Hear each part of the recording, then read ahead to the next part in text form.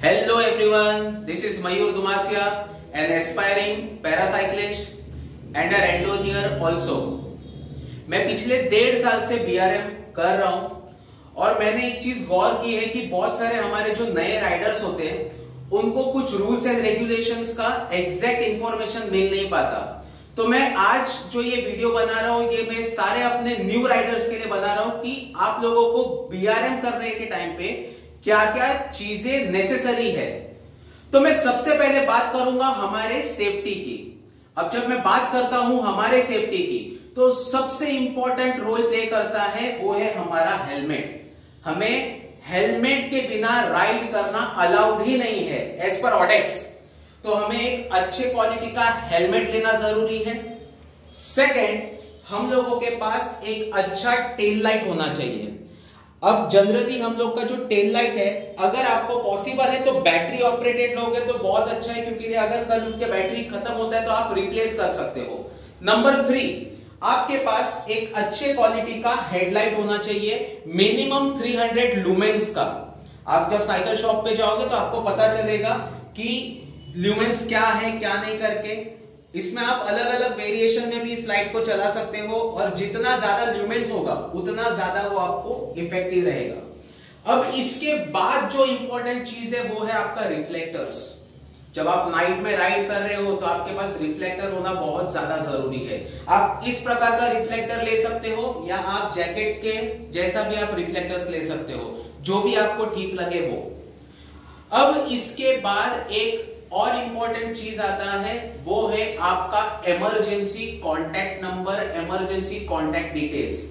As per BRM rules आप लोगों को आपका AIR नंबर फ्रंट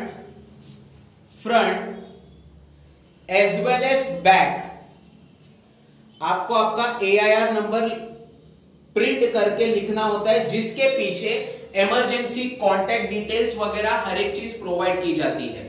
ठीक है, अब ये तो हो गया हमारे सेफ्टी पर्पस। अब इसके आगे क्या?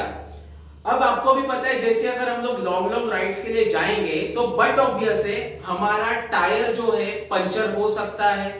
तो हमें क्या क्या चीजों की आवश्यकता है उस वक्त? तो पहला, हम लोगों के पास होना चाहिए टायर लीवर्स।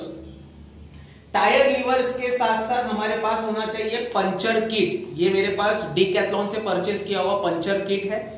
इसके साथ आप लोगों को रखना है एक एक्स्ट्रा ट्यूब। इसके साथ आप लोगों को रखना है एक एक्स्ट्रा ट्यूब। अगर आप बड़े BRMs के लिए जा रहे हो जैसे 300-400 के लिए जा रहे हो तो मैं तो रिकमेंड करूंगा कि आप 2 ट्यूब्स रखो। एंड इंपॉर्टेंटली आपके पास एक पंप होना जरूरी है जो है आपका पोर्टेबल पंप। ठीक है, तो ये सारी चीजें आप लोगों के पास होनी बहुत ज्यादा जरूरी है।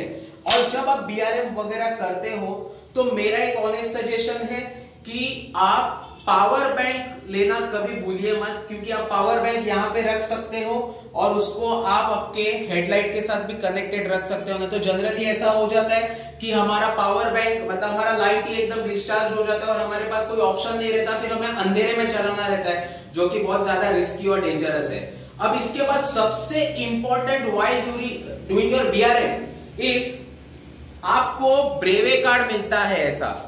अब ये जो ब्रेवे कार्ड है ये मेरे बहुत करीबी दोस्त का है, राम प्रकाश गौंड का, जो हमारा 1 वीक SR है, उसका मैंने ये ब्रेवे कार्ड लाया है। आपको उसके अंदर हर एक चीज लिखा हुआ रहता है कि आपका CP क्या है, फिर आप लोगों को सेकंड CP पे आपका एक स्टैंप होता है एंड फाइनली आपका जो थर्ड पॉइंट होगा वहां पे वो आपका थर्ड CP पे वो आपका एंड हो जाएगा।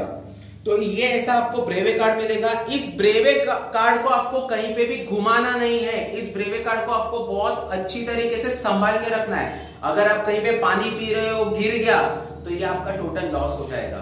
ठीक है, तो इस ब्रेवे कार्ड को आप लोगों को बहुत ज्यादा लेवल पे इसको संभालना है। अब इसके साथ साथ आप लोगों को हाइड्रेशन की भी बहुत ज्यादा जरूरत होती है। अब जैसे कि आप देखोगे तो मैंने पानी का 2 एडिशनल स्टैंड यहाँ पे लगाया हुआ है और एक मेरा पानी का स्टैंड आगे है। अगर आपके पास 2 वाटर बॉटल का स्टैंड है तो कोई प्रॉब्लम नहीं है, आप रख सकते हो, पर मैं रिकमेंड करूंगा कि अगर आप बड़े BRMs के लिए जा रहे हो तो पानी आपके पास एक्स्ट्रा होना बहुत ज्यादा जरूरी है। ठीक है, ये छोटी सी इंफॉर्मेशन थी जो हमारे न्यूबीज है, जो ब्रेवे पॉपुलर अभी करने वाले हैं या जो सोच रहे कि मुझे करना चाहिए, उनके लिए मैंने एक छोटा सा वीडियो बनाया था। Thank you, thanks a lot all of you.